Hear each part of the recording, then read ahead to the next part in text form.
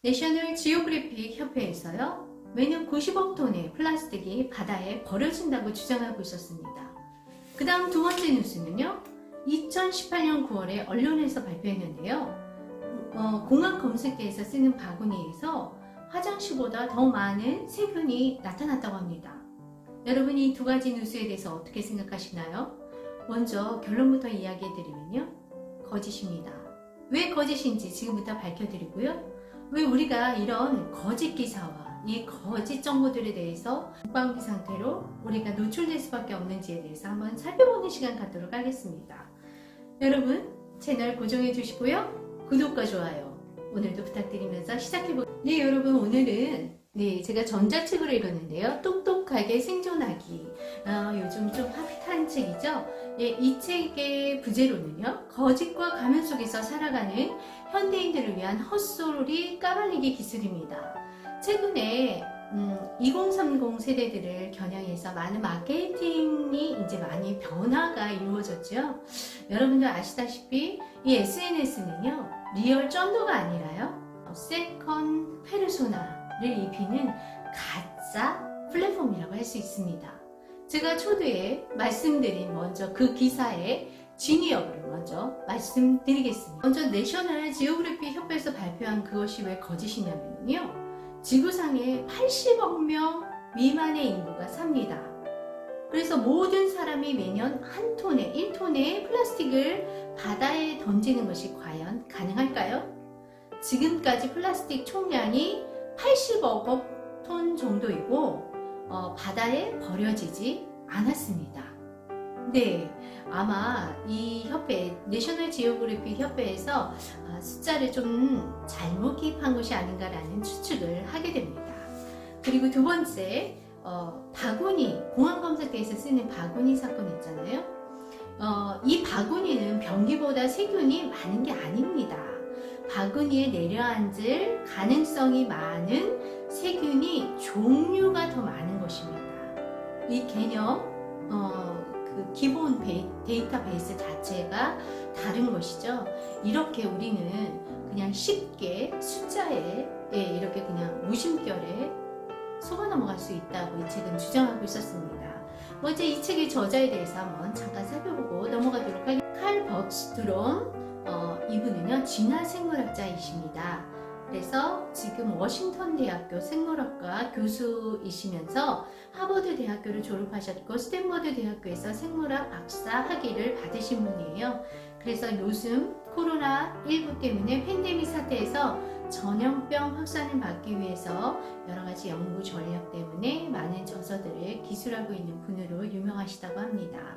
먼저 그러면 본문에 나와 있는 것들을 지금 한번 살펴보도록 하겠습니다. 이 헛소리와 거짓말의 차이점을 아십니까? 우리는 그냥 SNS나 우리가 들어오는 그 정보들에 대해서 여러분은 어떻게 걸음망을 설정하고 계시나요? 오늘 그 문제에 대해서 정말 이거를 깊이 생각해 보신 분들은 아마 이 영상이 큰 도움이 되시리라. 거짓말은 잘 꾸며낸 그럴듯한 말입니다. 반면에 헛소리는요, 겉보기에도 우스꽝스러운 것입니다. 그래서 여러분, 그러면 헛소리의 정의에 대해서 한번 저자는요, 이렇게 정의하고 있었습니다. 인간이 자기 말이 사실인지 거짓인지 진실인지 옳고 그른지 신경 쓰지 않고 상대방을 감동, 설득시키려고 할 때 만들어내는 것이라고 철학자 해리 프랑크푸르트가 이야기했다고 하면서요, 어색한 분위기를 채우는 것이라고도 하면서 또 학문적으로도 헛소리가 많다고 하는데요, 학문적 헛소리는 구분할 수 없는 불명확한 그런 것들을 헛소리로 정의하고 있었습니다. 그러면 우리가 이 책에서 헛소리를 어떻게 구분할 수 있는지 한번 살펴볼게요.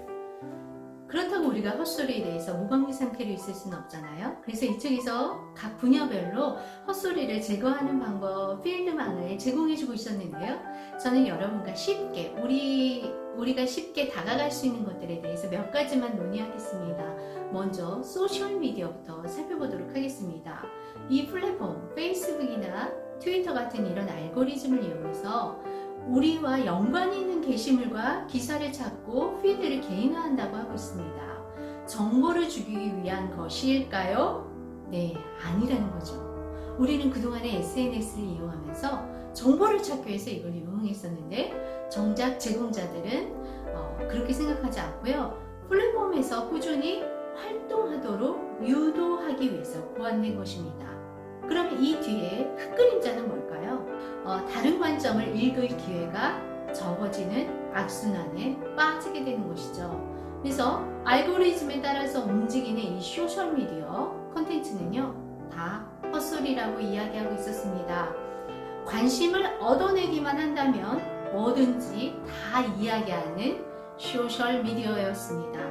광고를 클릭하게 할 수 있을까? 이것이 이들의 고민이요, 중요 사안인 것이죠.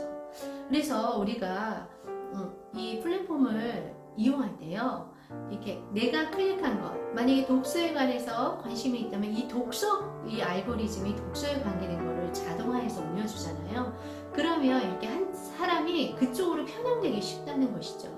그래서 여러분, 제공자가 뭘 요구하고 무엇 때문에 올렸는지 한번 생각해 보시고, 절대 이 소셜미디어는 정보를 제공하기 위함이 아님을 명심하시고 이용하시고. 그리고 두 번째, 우리는 논문하면 그냥 무조건 신뢰하는 경향이 있는데요. 이런 것들에 대해서도 이 책은 까발리고 있었습니다. 효과적인 헛소리는 사실 확인이 어렵다고 이 책은 이야기하고 있었습니다. 그래서요, 연구한 것 중에 3분의 1 정도가 의학학술지에 실린 논문 자체에 충분한 증거가 없는데도 인간관계를 제시하고 있었다고 합니다. 왜냐하면 인간이요, 패턴 추구하는 그런 본성을 갖고 있기 때문에 호도 가능성이 있다고 이야기합니다. 그래서 상관관계를 풀어야 될 거를 인과관계로 이 근거 없는 비약에 속아 넘어가서 우리가 이런 논문이나 학술지를 대하게 되면서 속아 넘어가게 된다는 것이죠. 그래서요, 숫자는 헛소리를 퍼뜨리는데 가장 이상적인 수단이라고 이 책은 꿀팁을 주고 있었습니다. 저는 그래서 너무 이 부분이 굉장히 저한테는 방점이 되었어요. 예를 들어서 표본오차, 그리고 양적인 주장을 살펴볼 때 특히 이 백분율로 표시되는 것에는 반드시 주의해서 보라고 이 저자는 밝혀주고 있어요. 마지막으로요, 이 헛소리를 파악하는 방법 5가지를 제가 좀 빠르게 말씀드리고 마치겠습니다. 이 헛소리를 파악하는 방법은요, 이 하루아침에 되지 않는다고 저자는 밝히고 있었어요. 꾸준한 연습이 필요하고 제2의 천성이 되도록 노력하지 않으면 쉽게 속아 넘어갈 수 있다고, 우리 홍수시대에 살고 있죠? 이런 정보의 홍수시대에서 속아 넘어가지 않을 수 있다고 이야기하고 있었는데요. 첫 번째, 정보 출처에 의문을 품어라입니다. 누가 내게 이런 말을 하는가? 이 사람이 어떻게 그걸 알지? 이 사람이 내게 팔려는 것은 뭐지? 이 3가지 질문을 항상 던지는 연습을 하라고 알려주고 있었어요.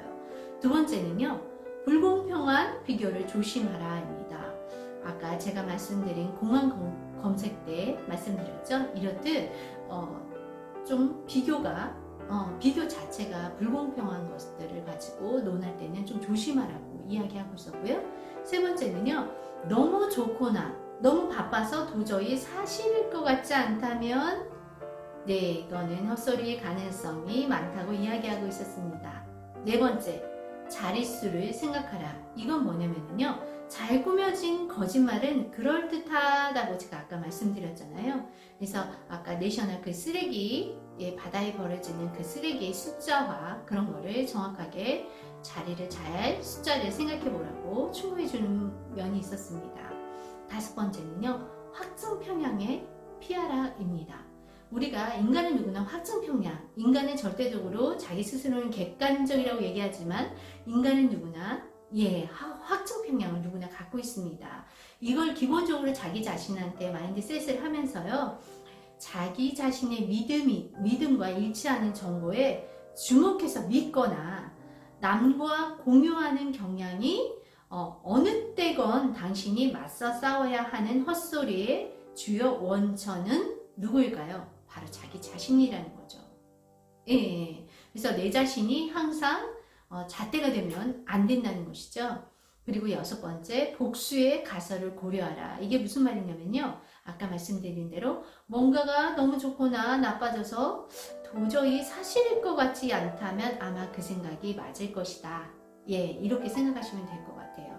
겉보기에는 이렇게 그럴듯하지만 부정확한 설명, 또 속지 않으려면 여러분이 이해하고 싶은 어떤 경향, 또 패턴, 사건에 대해서 이렇게 가능한 많은 설명을 스스로 고려해 보라는 충고를 하고 있었던 것이죠.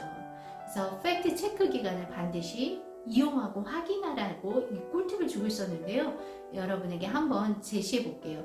스노프.com, 그 다음에 qualityfact.com, 이런 팩트 체크하는 이런 플랫폼을 한번 여러분 사용하셔서 앞으로 어떤 정보를 제공받으려 하거나 내 자신이 정말 중요한 일을 이렇게 정보를 캐내야 할 때 사용해 보시면 좋겠어요. 제가 이거는 전자책으로 읽었는데요. 다음에 한번 제가 이 전자책과 이 종이책으로 읽은 몇 개월의 후기도 한번 남길 생각을 하고 있습니다. 여러분께 이 책은 만약에 사회생활 하고 계신 분들이나 마케팅이나 분야가 자기 하는 분야가 여러 가지 정보를 많이 알아야 되는 직업이라면 반드시 이 책은 읽어보셔야 될 것으로 제가 사료됩니다. 여러분에게 만약에 도움이 되셨다면 구독과 좋아요 다시 한번 강조해드리고요. 오늘은 여기까지 할게요.